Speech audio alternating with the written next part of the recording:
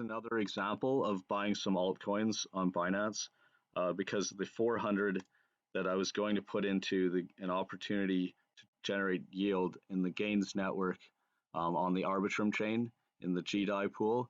Yeah, there's a yield, maybe expected 5 to 40% yield, but then that's on dollars, right? On DAI, pegged to the dollar. And I prefer having a yield, but also capital appreciation. So both in combination. So then I decided to put it into these five. It doesn't mean those five are right for you. I looked at my portfolio and how much I have in all kinds of different staking coins. So the best opportunities, I don't necessarily put this into the very best opportunities that they are right now, because I already have a certain amount of certain ones, but then don't have any of others or have very little of them, right? So balancing it out. So here, taking the 400 that was going to go into that other thing, I'm going to, because that was just going to be buying some DAI. I'd actually have to buy ETH and send it over to the Arbitrum chain, and then swap it to DAI, right? And then deposit it into this and earn a yield. But I don't really want to hold DAI and do that. And yeah, the yield is good, but it doesn't really have capital appreciation on it. And I may still do this opportunity later, but that would be when there's more money. So I'm just going to put it where I have the asymmetric upside potential with these altcoins in combination with the yield that you get from staking them. So that's how I'm putting it in. So if there's 5 and it's 400, 400 over 5 is 80. So that's how much to each. So that's the plan there. Okay, so Avalanche. So I'm just buying it at the market price, right? $80 worth. And the next one, it says near network.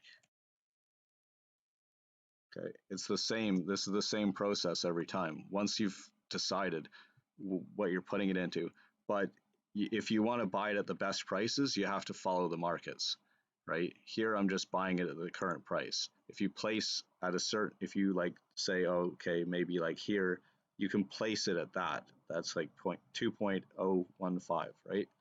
So if you say like I'm going to pick this price, or I'm going to change it to 2.015, then you're placing a buy limit order at this level, say like right here. If you do that, that's how you would do it. So if you put 80 and click buy, then that would be doing that, because obviously it goes up and down, right? Okay, and if I want to buy it right now, then I have to pay that much. That's what it currently is, right? I'm still going to buy it, okay, but I figured I'd show you that. We can still make that decision on each one. See this one here, it says it didn't fill, that avalanche, but now it just did, right? I was using it as an example, but then it disappeared because that order did just fill. Okay. Oh yeah, also maybe I'll do it a little slower on another one, like type it in instead of just copying and pasting. Okay. Because sometimes people complain that I go too quickly in the video, but I've had people complain about going too slowly in a training video before too, but everyone's different. Okay, so then osmosis, say we just type it in. Here I've clicked tether because that's what I have. I'm using that to buy them. It's these USD, they're dollars, USDT, tether. So I click this pair because I'm trading osmosis with dollars and buying it using dollars. And the first part of the pair is osmo, like osmosis. So that means that if I click buy, I'm buying osmosis. And if I click sell, I'm selling osmosis. That's how the pair works. Because you do need to know that. The first, it's whatever the one that comes first is what we're talking about buying or selling. And here we're using limit orders because then you don't have to pay more than you say that you're willing to pay at max, and you don't have to take less than you're willing to take when you're selling. That's what a limit order is. Market it just takes whatever's on the book. So if you say I'll just buy it at market price, it'll just be automatic there. but remember that the orders in the book can change at any time, so it's safer to use limit orders,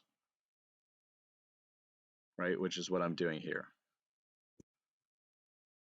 Okay, and then I said I'll get some secret network, SCRT, with Tether. See, so I'm buying secret using Tether or with Tether.